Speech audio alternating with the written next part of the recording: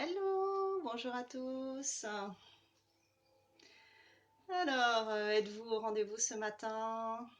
Alors, comme vous pouvez le constater, je ne suis pas dehors sur ma terrasse, car il a tellement plu depuis 3 jours que mes petits voisins, dès 9h30 ce matin, ils étaient dehors et ils font du bruit. Donc, je me suis dit que c'était pas top pour notre méditation du matin.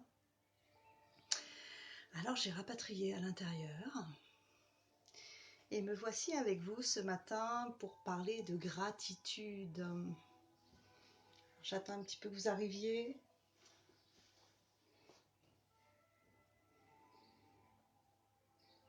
Est-ce que c'est OK pour le son? Est-ce que vous êtes là?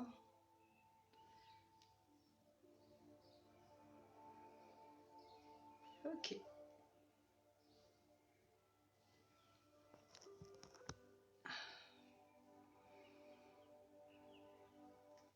Super, il y a une personne qui arrive. Bonjour, bonjour. Donc je disais, voilà, c'est pas sur ma terrasse aujourd'hui, mais c'est à l'intérieur, à l'abri des bruits et des sons. Et puis avec le son, d'autres sons. Donc ce matin, je vous invite à réfléchir à cette question de la gratitude. Et cette idée-là m'est venue parce qu'en fait, depuis lundi, depuis qu'il pleut, en fait, depuis qu'il fait gris, je trouvais un peu plus compliqué de vivre cette période de confinement. Je me suis sentie étriquée, comme Hello Jacqueline. Ouais, je me suis sentie étriquée, comme dans une grotte, comme dans ma tanière. En me disant waouh, c'est difficile quand on est enfermé, c'est difficile quand on peut pas sortir. Et puis du coup, j'étais un peu plus râleuse que d'habitude, un peu plus insatisfaite que d'habitude. Et je vois bien ce que ça produit en moi et à l'intérieur de moi et sur les autres, hein. Ça produit de l'irritabilité, ça produit de l'impatience, ça produit des choses que j'aime pas forcément regarder en moi, mais qui sont là, hein, parce qu'on est profondément imparfait et qu'on est des êtres humains pleins d'émotions. Et je suis tombée sur un magnifique texte de Nadège Atlan, qui est chamane en fait au Canada. Et j'ai trouvé que c'était vraiment très très beau. Elle parlait des initiations. Donc je me suis dit que bah oui, on était dans un moment de passage, qu'on était dans ce moment de passage du confinement, et puis que ce moment de passage, il allait falloir en sortir, et que peut-être en fait il y a aussi de l'inquiétude ou de la peur de sortir de ce cocon dans lequel on s'est confiné. Et ça va pas être facile de renaître avec une épidémie qui est autour de nous. Et il va falloir qu'on apprenne à trouver des nouvelles manières de faire, des nouvelles manières d'être avec les autres, des nouvelles manières de nous relier, en tout cas le temps que cette épidémie soit là. Et ça génère plein d'inquiétudes, plein de questions. Alors la réaction première, ce serait de rester dans son isolement, dans sa solitude, et de se dire ouais, je suis bien là, toute seule avec moi, c'est parfait. Sauf que non, il va falloir qu'on y retourne. Alors comment on va y retourner? Alors pour commencer, eh bien, je vais vous lire ce beau texte sur la naissance de Nadège Atlan. Donc, et puis si vous avez envie, sur la méditation d'aujourd'hui, vous pouvez prendre encore votre petit carnet, votre crayon, et je vais vous inviter à écrire. Écrire parce qu'on va, on va parler de la gratitude, cette chose assez essentielle et importante dans nos vies. Donc voilà, et puis sur la méditation, vous pouvez vous installer tranquillement, assis, allongé, enfin voilà, c'est vraiment comme vous êtes à l'aise pour ce matin. C'est OK pour vous? Tout le monde est prêt? Super, génial.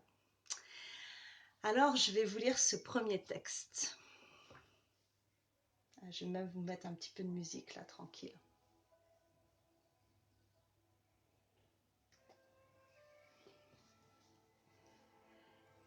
Les initiations sont des moments de passage où nous prenons conscience, parfois à notre mental défendant, que nous ne contrôlons pas grand-chose. Qu'avez-vous contrôlé de votre naissance, votre premier rite de passage? Vous avez peut-être envoyé le signal que vous étiez prêt. Ensuite, tout vous a échappé. Peut-être que la médecine autour de votre mère s'est agitée, a essayé de contrôler l'événement. Mais pour vous, il n'y avait que le lâcher-prise devant l'inconnu. Quitter l'utérus, ce jardin d'Éden, vous faire comprimer, pousser, écraser. Passer par un endroit étroit, percevoir vaguement une lumière, peut-être avoir l'impression que vous étiez en train de mourir, car tout ce que vous connaissiez s'écroulait, disparaissait. Puis, avoir les yeux aveuglés par la lumière, les poumons brûlants de leur premier oxygène, le corps qui se glace dans le froid ambiant, la gravité qui s'invite pour la première fois. Et puis des années pour faire face à apprendre pour ces quelques heures d'initiation. Si vous lisez ceci ou si vous l'entendez, c'est que vous avez bien réussi votre passage. Et puis il y en a d'autres, des passages, il y en aura d'autres. Et toutes ces initiations, ce qu'elles ont en commun, c'est que pour les traverser, nous devons faire quoi? Lâcher prise. Nous devons oublier qui nous croyons être. Nous devons nous rappeler à quel point nous sommes petits et combien est grand le mystère de la vie. Que cela soit une quête de vision, une retraite de méditation, des prières, une thérapie, un accident, une maladie, une perte, un confinement. Les initiations nous ramènent à notre impuissance fondamentale. Nous n'avons pas fait ce monde, nous essayons simplement d'y vivre. Nous n'avons pas fait les règles et les coutumes de notre société, nous en avons hérité et les avons pratiquées et répétées inconsciemment. Nous n'avons pas le contrôle de la vie et certainement pas celui de la mort. Nous nous racontons des histoires sur la vie et la mort. Si parfois nous avons l'impression d'avoir contrôlé quelque chose, ce contrôle est au mieux parcellaire et temporaire. Les parois de nos vies sont lisses et nous tentons de nous y accrocher bec et ongles, en surstress, peut-être désespérément, tentant d'attraper une miette au contrôle, prêts à perdre notre liberté dans notre quête de sécurité absolue, qui elle aussi glisse entre nos doigts crispés à faire mal pendant que notre mental panique. Nous devons apprendre à mieux traverser maintenant que nous avons une meilleure compréhension qu'à notre naissance. Nous nous savons animés de croyances, de reliances qui nous grandissent, qui nous apaisent. Peut-être pourrions-nous nous laisser glisser vers l'inéluctable, l'inexorable, tranquillement, en contrôlant les seules choses que nous puissions vraiment contrôler, notre regard, notre discours intérieur, nos interprétations, nos croyances. C'est une porte vers soi, vers son intérieur.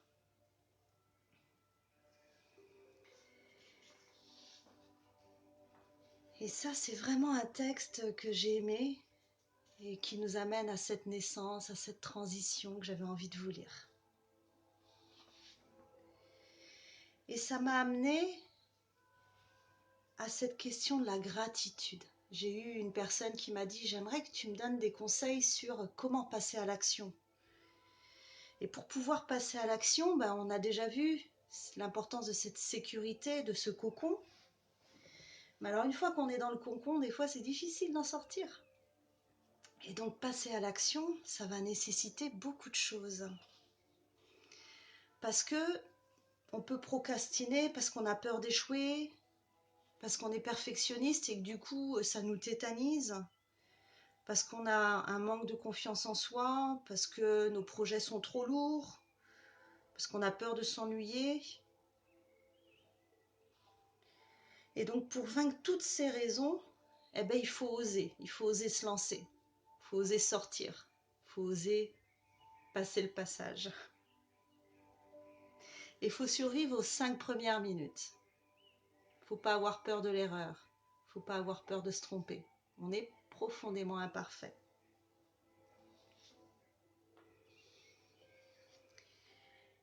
Et il faut savoir que beaucoup de personnes en fin de vie nous disent tous les regrets de ce qu'elles n'ont pas pu faire. Et donc moi je vous invite vraiment à ne pas avoir ces regrets-là. Et parmi les regrets les plus exprimés, le premier regret, c'est de ne pas avoir vécu sa vie, mais celle qu'on attendait de nous-mêmes, d'avoir trop travaillé, de ne pas avoir dit ce que l'on ressentait vraiment, d'avoir perdu le contact avec ses amis, de ne pas s'être autorisé à être plus heureux. Alors vous, aujourd'hui, je vous invite là, maintenant, à prendre votre crayon et à vous dire, vous, dans tout ça, quelle est votre grâce? Quelles sont vos forces? Quels talents vous décrivent? Quelles œuvres vous racontent? Quels amours vous nourrissent?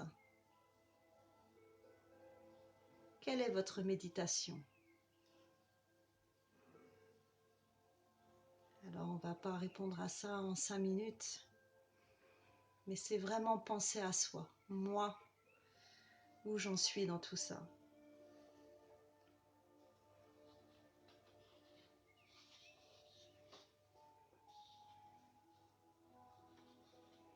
Quelle est votre grâce? Quelles sont vos forces? Quels talents vous décrivent?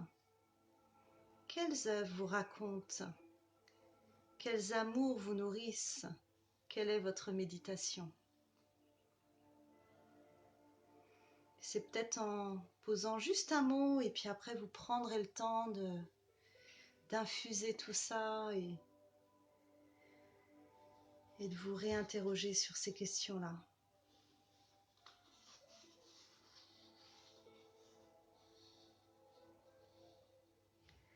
En tout cas, en psychologie positive, pour ne pas avoir de regrets, pour pouvoir passer à l'action, oser sortir de notre cocon, oser déployer ses ailes. Mais la première chose, c'est de profiter du moment présent pour accueillir tout ce qui se passe en soi, parce que c'est ce qu'on a en soi qu'on peut changer, qu'on peut modifier, qu'on peut regarder.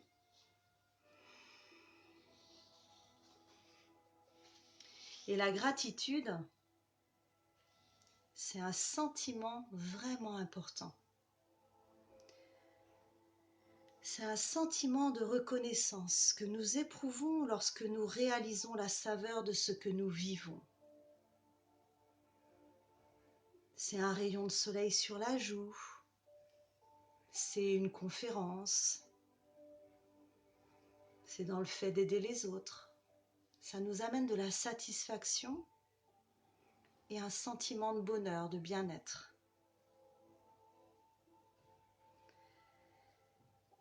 Florence Servan-Schreiber dit que lorsque nous savons nous émerveiller des toutes petites choses, nous nous sentons plus heureux, plus reliés aux autres, plus alertes, plus vivants.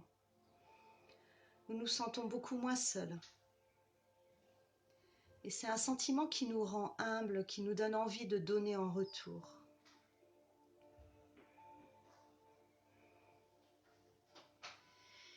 Ils ont fait une étude dans le Minnesota et ils ont été trouver 2 cohortes de femmes. Et il se trouve que pour que ces femmes soient identiques et pour pouvoir mesurer des choses identiques, il fallait que ce soit des femmes qui se ressemblent, des femmes. Alors ils ont pris des femmes qui n'avaient pas d'enfants, et ils ont pris des femmes qui étaient dans un couvent. Et en fait, ces femmes, elles avaient dans ce couvent, quand elles arrivaient à leur âge de 20 ans, elles avaient une lettre à faire. Une lettre dans laquelle elles écrivaient leur vie et leur motivation à venir. Et puis tous les 10 ans, elles avaient à nouveau une nouvelle lettre à faire. Et ça, ils ont retrouvé 150 ans de lettres biographiques dans ce couvent. Et puis ils ont aussi retrouvé 150 ans de dossiers médicaux. Et ils ont fait le lien entre les deux. Et ces jeunes femmes, en fait, dans ces deux cohortes, ils ont vu des jeunes femmes qui avaient des lettres dans lesquelles elles étaient dans une profonde gratitude, dans un émerveillement. Et les autres, où c'était plus banal. Ils ont fait la corrélation avec les dossiers médicaux et ils ont constaté que les femmes qui étaient dans la plus grande gratitude avaient une longévité plus importante. Donc ils en ont déduit que cette gratitude, elle nous aide à vivre plus longtemps. Cet émerveillement, cette contemplation nous aide à vivre plus longtemps. Donc ça m'a vraiment nourri cette réflexion et je me suis dit qu'on avait à honorer chaque jour cette gratitude et que la pluie du lundi, le confinement, tout ce qui pouvait se jouer en début de semaine, ben en fait si je le regardais avec un autre regard, avec plus de gratitude et d'émerveillement, j'allais trouver dans ma journée quelque chose qui allait me faire du bien. Et Martin Seligman, qui est le père de la psychologie positive, nous dit qu'il suffit dans sa journée, pendant 3 semaines, toujours ce 3 semaines de changement d'habitude, de repérer 3 situations ou 3 moments, 3 interactions ou 3 sensations qui vous font du bien. Et ça, c'est les 3 kiffs de Florence Servan-Schreiber, où elle nous invite chaque jour à noter dans un carnet les 3 kiffs, ce qui nous a vraiment fait kiffer, ce qu'on a aimé de notre journée. Alors que peut-être qu'avec le carnet que vous avez, là, votre crayon, réfléchissez avant de commencer la méditation à 3 kiffs. 3 kiffs de votre journée d'hier. Et c'est dans les toutes petites choses. Je vous laisse un petit peu de temps pour écrire ces 3 kiffs.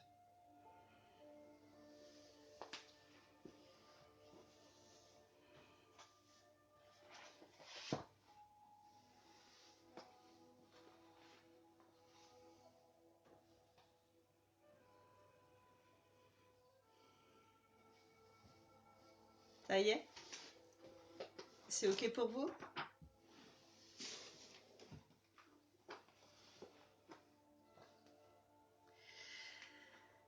Alors, je vais vous inviter maintenant à la méditation, à vous installer dans un endroit confortable, dans une position confortable. Vous pouvez être sur le sol, sur une chaise, sur un tapis, là où vous vous sentez bien. Assurez-vous simplement de vous asseoir de manière à ce que votre colonne vertébrale soit droite. Et essayez d'éliminer toute perturbation ou distraction.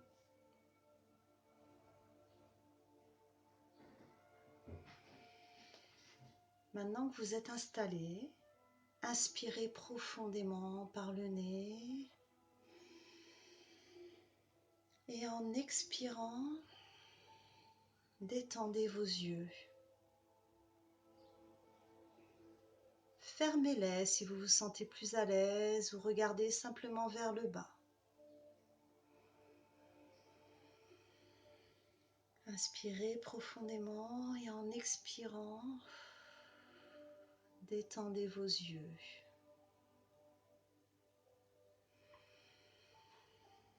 Commencez par ramener simplement votre conscience au souffle tel qu'il est, sans essayer de le changer.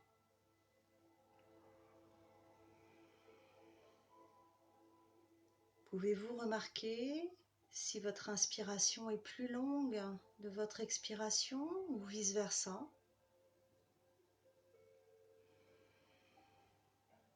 Essayez de compter la longueur de chaque inspiration et expiration et observez le rythme.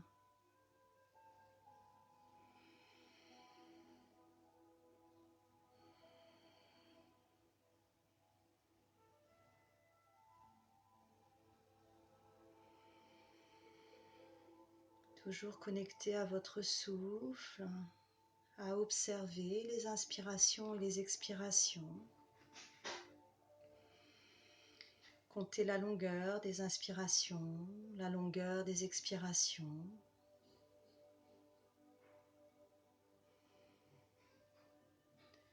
Et maintenant, commencez à égaliser vos inhalations, vos exhalations de manière à ce qu'elles aient la même longueur. Peut-être que vos inspirations, vous les avez comptées à 5. Alors essayez de faire en sorte que vos expirations soient du même nombre, de 5. Peut-être que c'est 6, peut-être que c'est 7. Faites en sorte que vos inspirations soient aussi longues que vos expirations.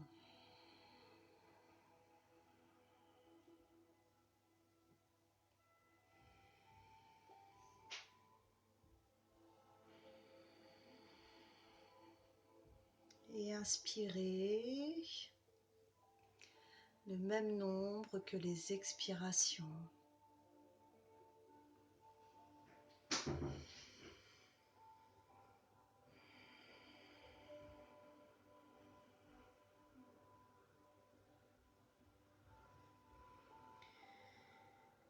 Ensuite, vous allez focaliser votre attention sur ce que vous pouvez entendre.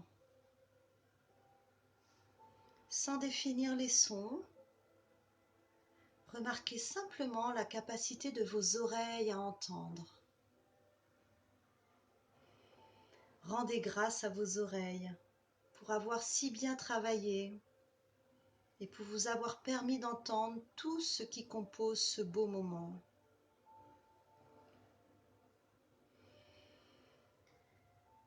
Remerciez vos oreilles de vous avoir laissé entendre la voix de votre bien-aimé, votre chanson préférée, les oiseaux qui chantent à l'extérieur.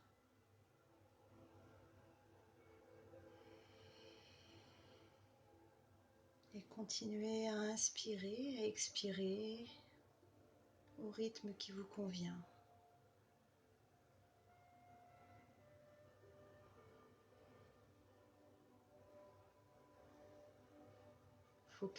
Focalisez-vous vraiment maintenant sur votre odorat.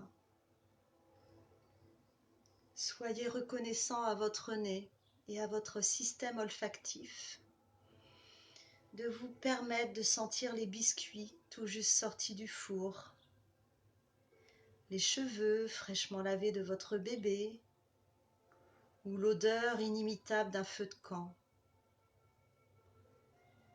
Sans votre nez, vous ne pourriez pas goûter vos plats préférés ni respirer l'air marin. Alors rendez grâce à votre capacité à sentir.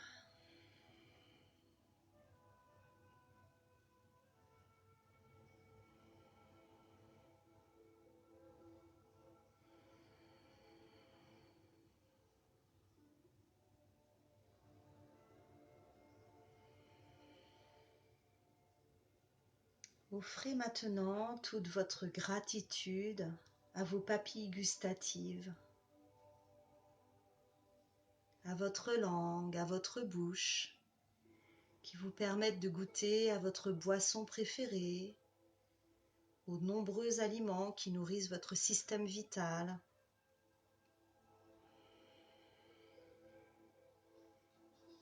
Offrez votre gratitude à vos lèvres pour avoir embrassé votre partenaire, vos enfants, vos animaux domestiques.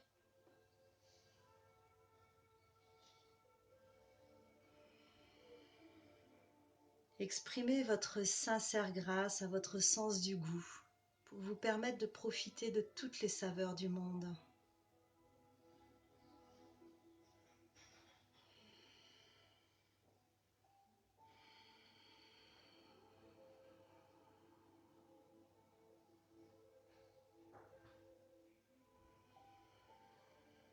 Observez maintenant ce que vous ressentez à travers votre peau. La température de l'air sur les parties de vous qui sont exposées. La texture du vêtement qui vous tient au chaud. Les délicieuses sensations au bout de vos doigts qui vous permettent de sentir la chaleur dans votre cœur quand vous tenez la main de votre âme sœur. C'est tout sur votre peau qui vous permet de sentir la texture du sable à la plage, de percevoir une brise sur votre cou, de profiter d'un bon massage. Vous pouvez vous envelopper dans des couvertures chaudes quand vous avez froid, enlever vos vêtements quand vous avez chaud. Merci à cette belle peau pour vous aider à sentir votre vie.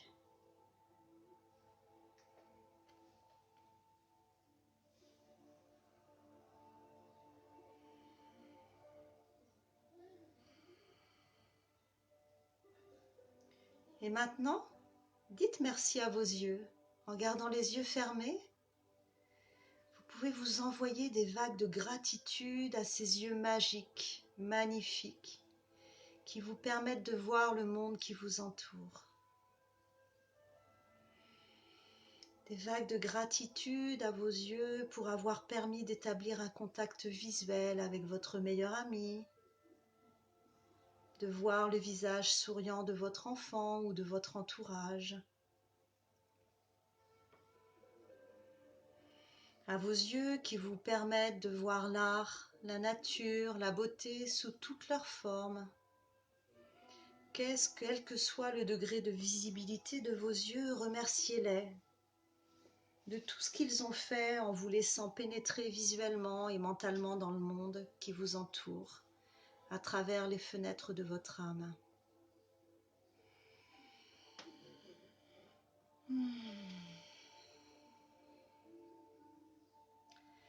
Faites une profonde respiration et remarquez ce que vous sentez dans votre cœur.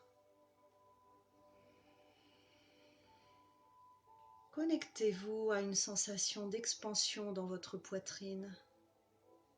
Laissez-vous savourer pleinement le spectre de vos sens. Et ramenez votre conscience. Gardez l'équilibre de vos inspirations et de vos expirations.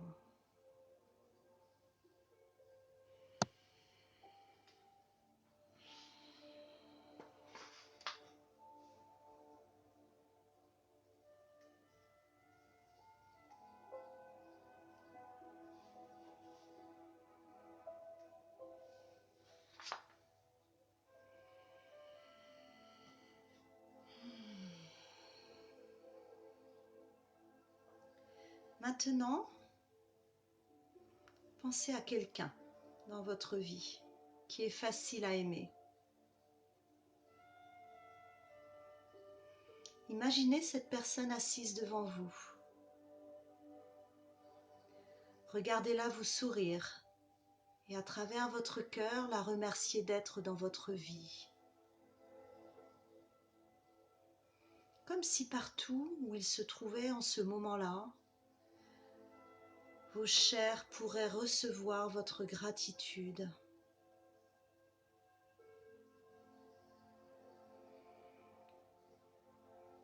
Imaginez les couvrir d'amour simplement parce qu'ils existent.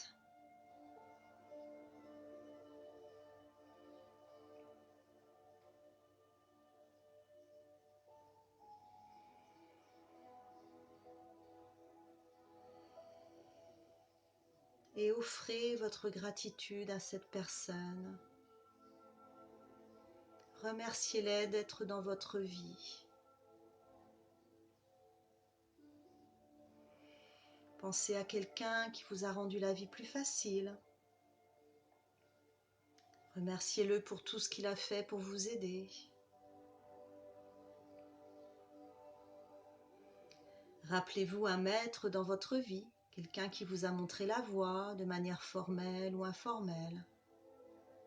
Remerciez-le de tout votre cœur de vous avoir enseigné ce voyage.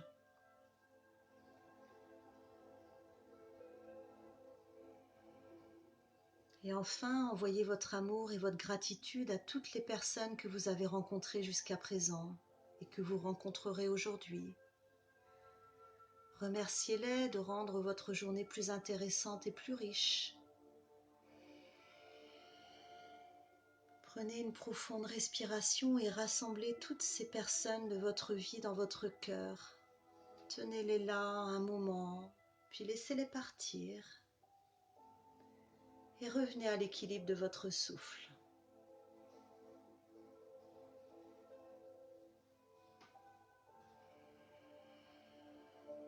À vos expirations et vos expirations.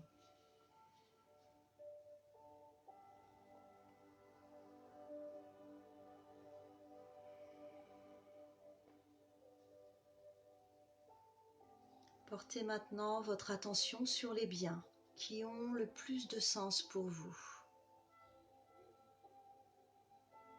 Rendez grâce aux objets que vous avez, tels que les bijoux spéciaux, les reliques qui vous ont été transmis par votre famille, qui vous ont été donnés dans un but spécifique, comme une alliance. Remerciez vos biens qui ont une signification particulière pour vous et qui offrent une appréciation des souvenirs qu'ils gardent.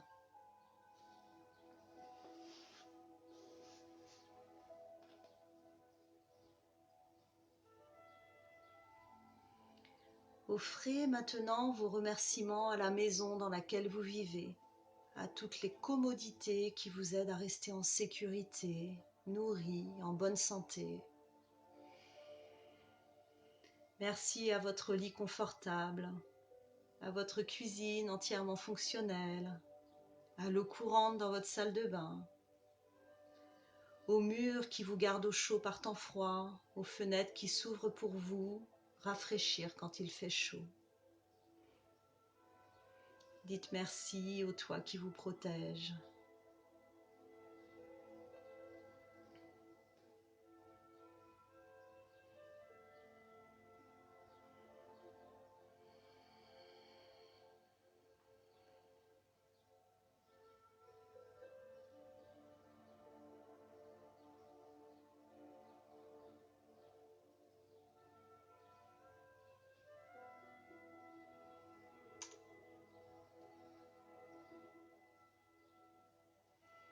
Passons maintenant à vos vêtements, vos chaussures et tous les articles que vous avez pu acheter et qui vous permettent de rester actifs et en plein essor dans ce monde.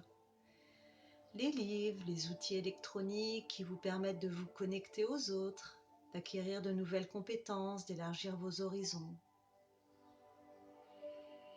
Gratitude pour l'argent que vous donnez, que vous recevez, votre salaire, vos économies, vos factures et votre abondance.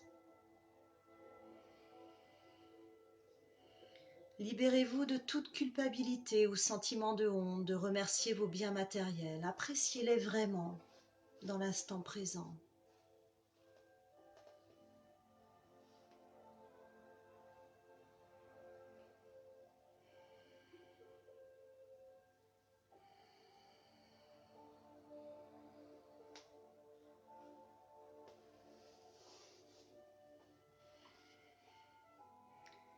Faites une autre respiration profonde et connectez-vous à ce moment.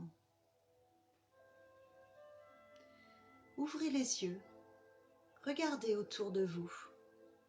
Offrez votre gratitude pour tout ce qui vous permet de méditer en ce moment précis.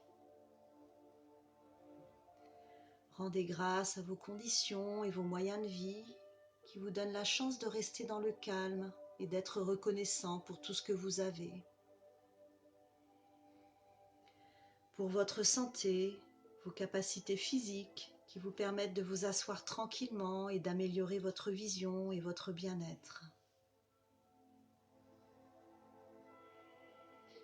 Au silence, au calme, à la vie, à l'amour, aux larmes, à la joie et à tout ce qu'il y a entre ces deux parts.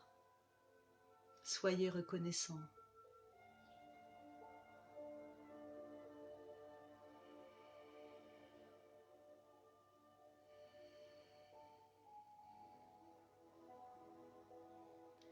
Et avec ça, faites une dernière respiration profonde et souriez. Amenez vos mains vers votre cœur, comme si vous faisiez une prière, et scellez votre méditation avec ce geste de respect et de dévotion. Observez ce que vous sentez. Fixez cette intention de vous faire profiter au maximum de cette gratitude.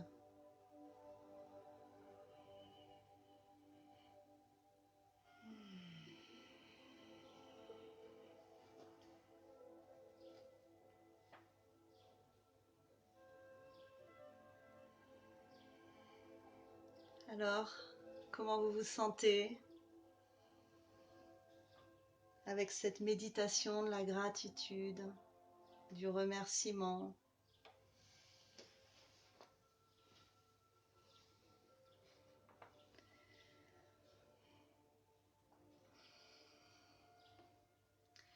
Florence Servan-Schreiber nous invite, après ces méditations, à déposer les kiffs de notre journée, à écrire dans un journal de gratitude. Et puis, l'exercice suprême après cette méditation, c'est d'écrire une lettre de gratitude. En fait, vous écrivez à quelqu'un qui a été marquant dans votre vie, que vous avez envie de remercier. Vous lui écrivez avec tout ce qu'elle vous a apporté, ce que vous êtes devenu grâce à elle, ce que vous avez obtenu. Et en fait, c'est une manière de se reconnecter à un sentiment de reconnaissance, à visiter les relations, les amitiés. Et le top du top,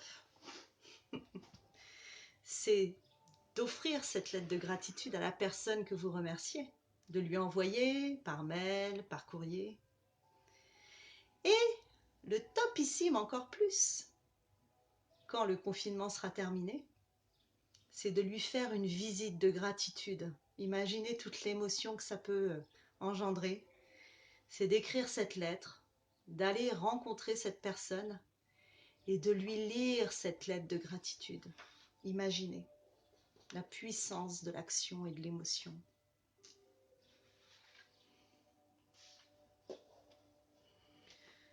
Je vois que ça vous a fait du bien, je lis vos commentaires. Se rendre compte en effet de ce que l'on a, des petites choses qui nous entourent. C'est ça, la gratitude, la reconnaissance. Et c'est vraiment un levier en psychologie positive, et on sait que c'est un levier dans toutes les spiritualités. Et vraiment, c'est quelque chose d'universel, merveilleuse. Oui, oui, c'est ça. Ah, super. Je suis contente, Jacqueline, que ça te fasse plaisir comme ça. Ouais, c'est ça. Ben oui, on est tous traversés par plein de choses. Et se rappeler de cette gratitude, ça nous ramène à soi, à notre relation aux autres. Et quand on va sortir de cet étriquement, un peu de ce confinement, ou de cette initiation, ou de ce passage, je ne sais pas dans quoi on est, eh bien, j'espère qu'on va devenir des beaux papillons avec plein de gratitude et qu'on sera dans cette relation de gratitude avec les autres, avec la planète qui nous entoure, la gratitude bien sûr avec les soignants, mais aussi avec toutes les personnes qui comptent pour nous et qu'on saura leur dire. Voilà, c'est sur ces mots-là que je vous laisse, sauf si vous avez envie de partager d'autres choses. Et vraiment, prenez cette habitude-là. C'est des petites habitudes à prendre avec les enfants. C'est quoi ton kiff du jour? Qu'est-ce qui t'a fait vibrer? Qu'est-ce que t'as aimé? Qu'est-ce que t'as remarqué? Alors souvent les enfants ils vont dire oh c'était nul ma journée. Ouais mais regarde. Ah ben oui c'est vrai j'ai regardé des fourmis là qui s'amusaient, qui allaient à droite à gauche. Ah ouais ça m'a apporté de la satisfaction. Ou j'ai mangé un gâteau au chocolat et j'ai kiffé. Ou j'ai vu ma voisine sur sa terrasse et puis elle souriait et ça m'a fait du bien. Ou j'ai préparé des crêpes et j'en ai donné à mon voisin. Enfin voilà, c'est toutes ces petites choses-là qui viennent nourrir notre gratitude, notre reconnaissance. Ah, merci Anne-Julie. Mm. Et je peux vous assurer que ces méditations guidées, ça me fait autant de bien à moi qu'à vous. Je les prépare avec beaucoup d'amour, je vais chercher, je vais lire. Et là, c'est Florence Servan-Schreiber qui m'a beaucoup inspirée, Seligman, et puis toutes les pratiques de méditation en pleine conscience ou en méta-méditation qui sont vraiment inspirantes. Donc je vous invite chaque jour à faire ces exercices de méditation où vous venez vous connecter à l'intérieur de vous et puis peut-être avec une thématique si vous avez envie, vous pouvez lire des choses intéressantes. Vous allez nourrir la gratitude, nourrir l'amour, nourrir la bienveillance, que des choses qui vont vraiment vous apporter une ouverture. Voilà, je vous embrasse, je vous souhaite une belle journée et à bientôt. Je fais une autre méditation samedi à 10h. Ciao, ciao!